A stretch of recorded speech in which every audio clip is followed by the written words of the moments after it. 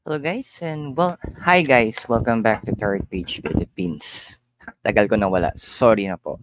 But today, we'll be doing the weekly horoscope para sa mga kaibigan natin na merong sun, moon, and rising sign na Aries. So, if you're new to the channel, click the subscribe button, the notification, paki-like na rin po.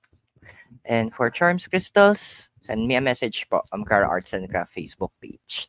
And guys, nga pala, this will be a channel reading. So, remember na this is for guidance purposes. So, use your free will wisely. So, tingnan natin, Aris, ano bang meron September 4 mo to September 10. So, we'll be using right now, si, what's the number box? Hindi ko na sa nagaya yun. Ayan. So, we'll be using this card, Tarot Struck Crystal, and also, ang aking mahal-mahal din na Wisdom of the Oracle. So, let's check ano bang ina-expect natin. Hindi ko rin alam, binago ko na yung strategy natin sa pagbabasa. So, we'll be getting 10 cards. So, malamang sa malamang ang tagal natin. Yeah. Okay, so, Aris, ano ba meron sa'yo as of now? As you will be using the Celtic Cross, ha? So, we have here is the Nine of Swords. Aris, squat tayo ng isang oracle for that. We have here to the sea. So, it's time that you go ahead and Aris na medyo, alam mo yun, nasa stock up ka na sa mga bagay-bagay. No ka lang yung energy mo, nandun na lang, hindi na nagmo-move. Although yes, ang dami mong plans, ang dami mong iniisip, ang dami mong gusto. Pero hanggang dun lang siya eh. Iba pa rin yung may ginagawa ka. Huwag kang wag mo hayaan na parang, I'll wait for the timing o hintayin ko yung gantong sign or what. Kasi sometimes hindi mo kailangan ng sign, Aris. Yung fact na binigay na sa'yo ng universe itong mga bagay na to, it's already the sign. Binigyan ka ng idea, binigyan ka ng inspiration. That is already a sign in itself. Ano pang sign ang hinihintay mo? What's blocking you ba? So we have here is the Six of Cups, which is your blockage. And your oracle for that is All That Glitters. Number 16. Emotions is a powerful thing, Aris. Napakalakas niya. It could cause us na umangat our emotions, pero pwede siyang maging dahilan ng pagbagsak natin. Pwede siyang dahilan ng pagkabaliw, di ba? Sobrang lungkot, sobrang sama ng loob. Actually, meron pa nga na instances ako nararanasan ng iba na kapag sobrang down o sobrang down ng katawan, di ba parang anong emotion, pati yung physical body nagre-react dito eh. Aris, don't let your emotions drag you. Alala lang you are the master of the ship, the captain of your soul. So, ano yung nagsa-stop sa'yo? Ano yung bagay na pumipigil sa'yo? It's a feeling that you need to step up. Ano ba yung pwede mong gawin? Kasi feeling mo ganito, feeling mo ganyan. Decide, Aris. Decide na, no, I need to do this. Kailangan ko tong gawin. Kailangan ko ito yung hanapin ko. Kailangan ito yung i-pursue ko. Kailangan ito yung ma-achieve ko. Have a designated na parang siguro, yung masabi natin na meron kang target, meron kang desire, meron kang gusto ma-achieve for that particular day. But what are you wishing for? We have here the Knight of Pentacles and Happy. Alam mo, Aris, of course, everybody wants to be happy, pero andun kasi na gusto mo rin what you're doing, yung ginagawa mo, kumikita ka rin. Okay naman yun. Walang masama doon kasi that's actually, parang achievement nga yun eh, na yung gustong-gusto mong ginagawa mo, yun yung bagay na magbibigay sa'yo ng pagkakakitaan mo. Yun yung bagay na magbibigay sa'yo ng ano ba yung hinahanap mo. Kumbaga, magbe-benefit ka. Parang trabaho, di ba? If you love what you're doing and then you're earning from it, parang hindi ka nagtatrabaho. Parang ginagawa mo lang siya ng regular. Parang laro, di ba? Yun yung hinahanap mo eh. You do something na nag-enjoy ka at the same time kumikita ka. So yung term nun, stop procrastinating. Tigil-tigilan mo na yung paano yung ganito, paano yung ganyan, walang sign, walang direction. Aris, kalma. Ang Aris, di ba, ikaw yung unang-unang zodiac sign eh. Ikaw yung nagbibigay ng New Year. Ikaw yung sign of New Year natin sa zodiac wheel. You are the sign of beginnings, the sign of creation. Ang associated na tarot card sa'yo, di ba, yung Emperor. Emperor are strategic planners, but they're also doers. Yung kalahati na gawa mo na eh. Yung kalahati naman, gawin mo. Pero ano bang foundation mo kasi? The Magician and number 40, si co-create. Naman, minsan talaga masarap na may kasama sa mga plans natin. Yung to share kung ano yung meron ka, na ma-share mo kung kumbaga yung excitement. Kasi 'di ba, a leader will not be a leader without followers. Totoo naman. Kasi may natural leadership capacity ka sa Aries. Kasi nga emperor, 'di ba? Pero kasi how can you lead kung hindi mo ma-lead yung sarili mo? How can you be a leader if sarili mo hindi mo ma-command? Yung sarili mo hindi mo mapasunod. Yung sarili mo hindi nakikinig sa'yo. Get up, Aries. Galaw-galaw tayo. Sabi nga 'di ba, galaw-galaw baka ma-stroke. So ito yung moment na you need to move, you need to do something. Kailangan mo meron ka na ibigay. Ang dami na binigay sa'yo ng universe eh. Ang dami ng bagay ang nilatag sa'yo. Ikaw na lang hinihintay. Your action is needed. What's holding you ba sa past? Kasi, bilisan natin to. Exciting yung readings mo eh. So we have here the King of Swords and also number 1 Yang. Well, some of you guys, hindi ko alam kung it could be it could be your biological or a father image or a mentor na nag-down or someone na you look up to sa isang tao na andoon yung kumbaga parang ina-idolize niyo siya, parang wow, paglaki ko parang gusto ko maging siya, o yung ginagaya natin yung mga bagay about the person.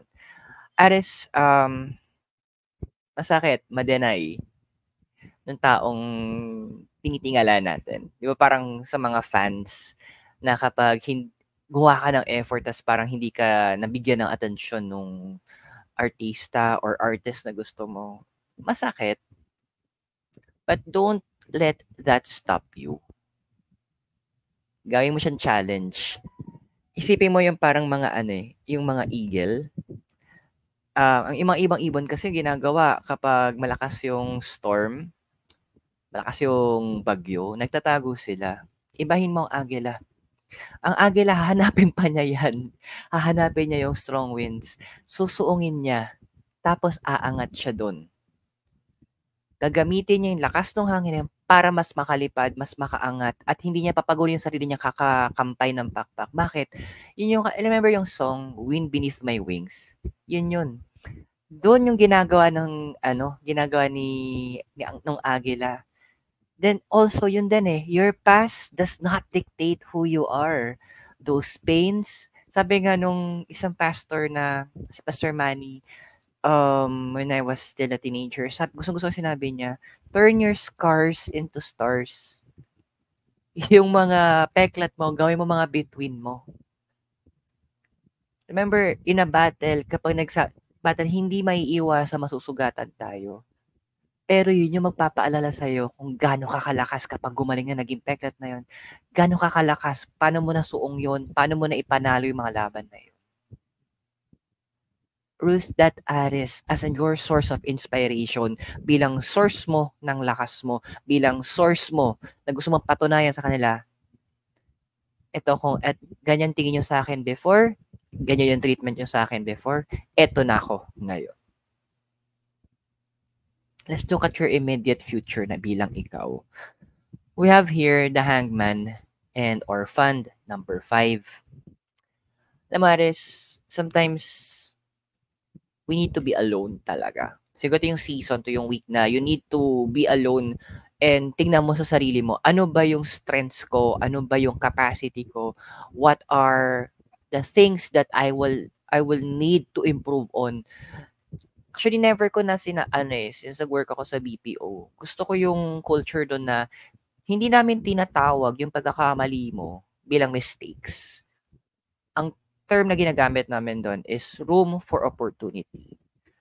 Your mistake is an opportunity para gawin mong tama. Umaga sa ano lang sa biyahe yan. Ano lang yan, maliit na humps lang yan. Well, okay lang kung nasaktan ka, iyak ka ng konti. It's okay. That's normal. Kaya nga meron kang luha eh. Kaya nga may katinatawag na tear ducts eh.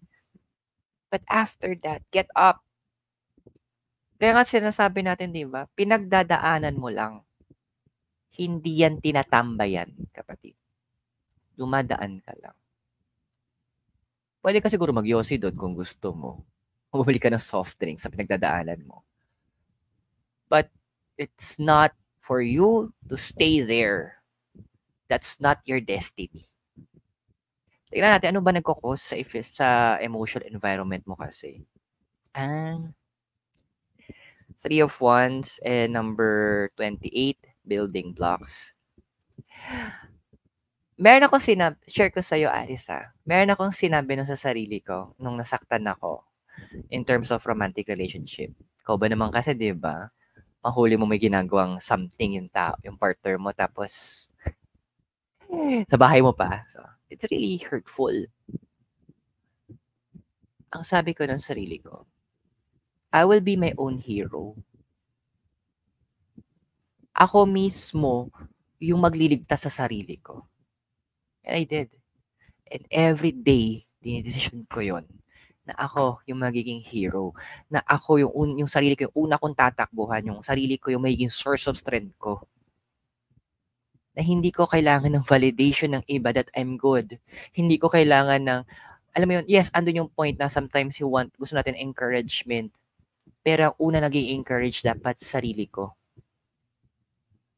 Ang ginawa ko, hinanap ko kung saan ako magaling. Hinanap ko kung ano yung kakayanan ko. Hinanap ko kung ano yung mga bagay na kailangan kong ayusin.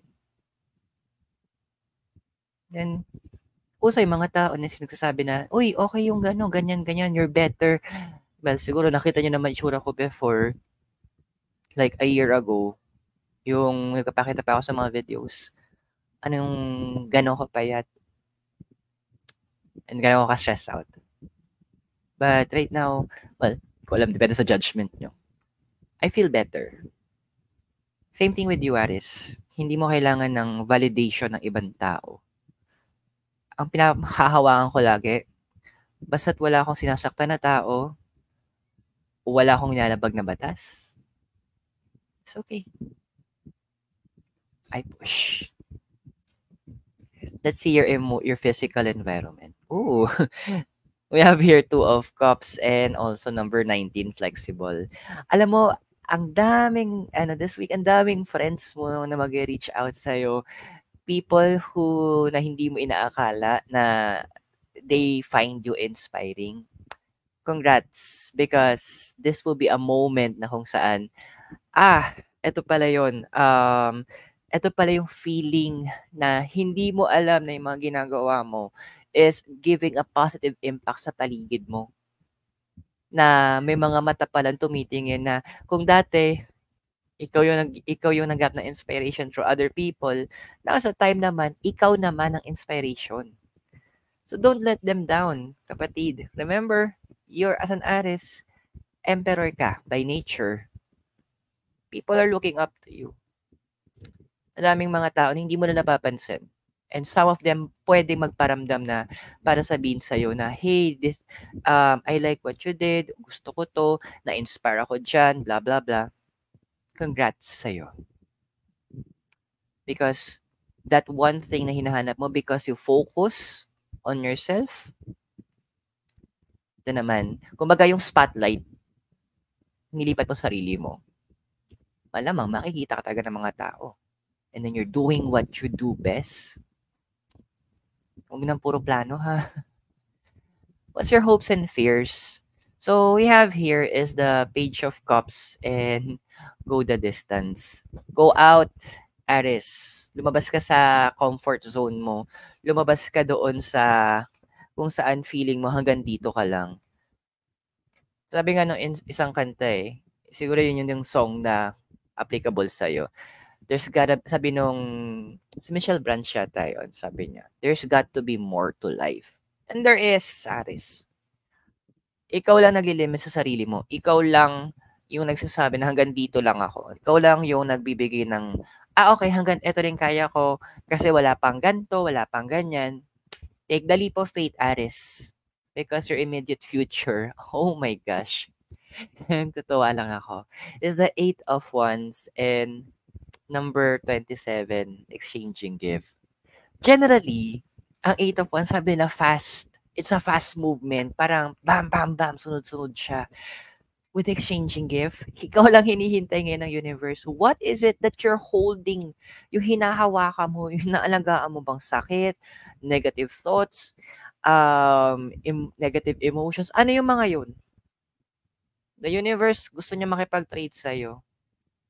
I remember one church song, sabi doon, nung church song, gusto ko siya, sabi niya, give me a new heart.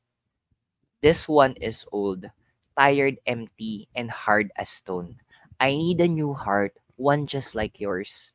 Faithful, trusting, not too proud to be meek. And a heart that knows I am nothing on my own. And in my weakness, your power may be shown. You're being invited, Aris, ng universe, to trade yung pusong bato mo. To have a new heart. A heart that is inspiring. Hindi lang ikaw, kundi sa paligid mo. It's time that you become a light towards other people. Be a light to yourself, and you will eventually be a light towards others.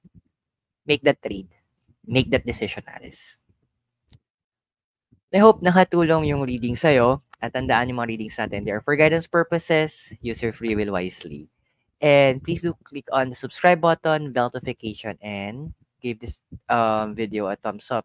If you want to support us, you can be a member so that you can help in growing our YouTube channel.